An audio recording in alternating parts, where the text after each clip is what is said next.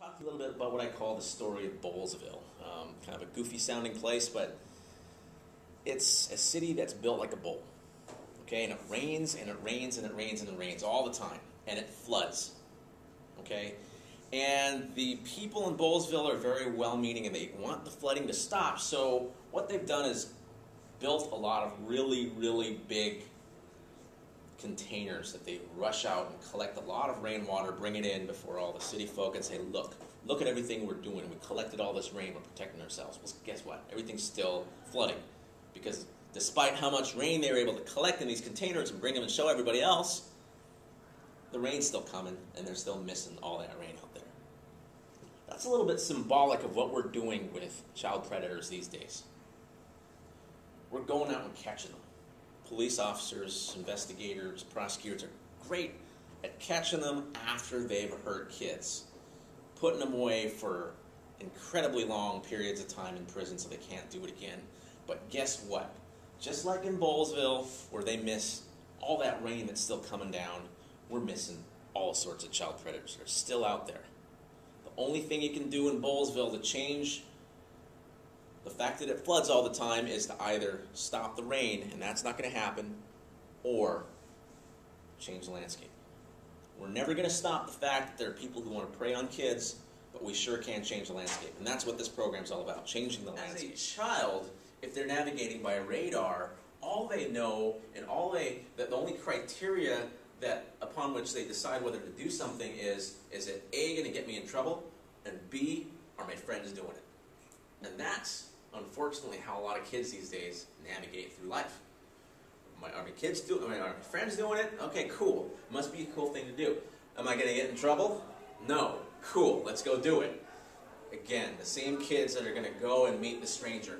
Are my friends doing it? Yeah, they think it's kind of cool that I met this older stranger that wants to take me for a ride. Mom and Dad will never find out about it, so I'll never get in trouble. That's navigating by radar. Navigating by compass, on the other hand, means taking that situation and comparing it with what they believe is the purpose for their life. And that is where they're going to be personal leaders. Where they can say, you know, I've worked with Mom and Dad, I've worked with my siblings, I've figured out there's probably a reason I'm here on Earth alive. And let's see. Someone wants to go meet me, to drive me around town, I don't know them. Let me compare that with my internal compass and my purpose and my dreams for my future. Is it going to get in the way of all that? Probably. Maybe a bad idea. A much better way for kids to make decisions. But unfortunately, a way that it's impossible to get them to do that unless you start early. And you've got to work with them. And you've got to make it so that it's just a way of life. That's how they think of navigating. Because, frankly, it's so much easier to navigate. The occupation with kids is something that will occur when a child predator molester is in the targeting phase. They're just, they'll be described by people as, oh, he's just like a big kid. How many times have you ever heard that? All he wants to do is go play with the kids. You're at a picnic, and everybody is, all the adults are hanging out in one place. The kids are the person that always consistently wants to go play with the kids. Well, okay, maybe there's some people haven't grown up yet, but that's something that causes me a little concern. Am I going to go over and tackle them and, call the police? No. But it's something that you keep in mind. Well, this person really is preoccupied by kids. What's up with that? Hey, come on over. We want to talk about something. No, I'd rather just play with the kids. Maybe something's really wrong then. Especially if they become preoccupied with one kid. And that's what child-serving organizations and child-serving professionals need to watch out for, because it's usually pretty obvious. They think, oh, well, we've got too deep leadership. We're fine. Well, if you do too deep leadership and your other counterpart is always talking to Johnny or Sally, maybe you should be noticing that. They'll think, oh, they can't do anything with Johnny or Sally. I'm standing right here.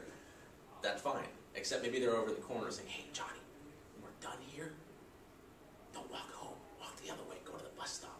We'll meet up there. I'll take you to my place and show you all the cool video games I have. Or whatever. They're working on the grooming process. Be grooming them right in front of their counterpart in the too deep leadership rule. And if they don't know what they're looking for, the last part to foil the predator program is network vigilance. And that is where we talk about how we can protect kids with the way we create their safety net. Their safety network has to be safe, small, and engaged. When I say safe, usually it's got another way to put that is it's small but deep. You're talking about the most trusted people in your life that you don't just trust them because of a label, because as we know sometimes, for example, a father might just, the fact that someone says is called father does not mean they're any good for their kid. They might be an abuser, they might beat their kid, they might beat their wives. It has to come down to the person. The safety network should be people that you absolutely trust because you've had history with them, that you've been able to see reasons that you can trust them, not their label.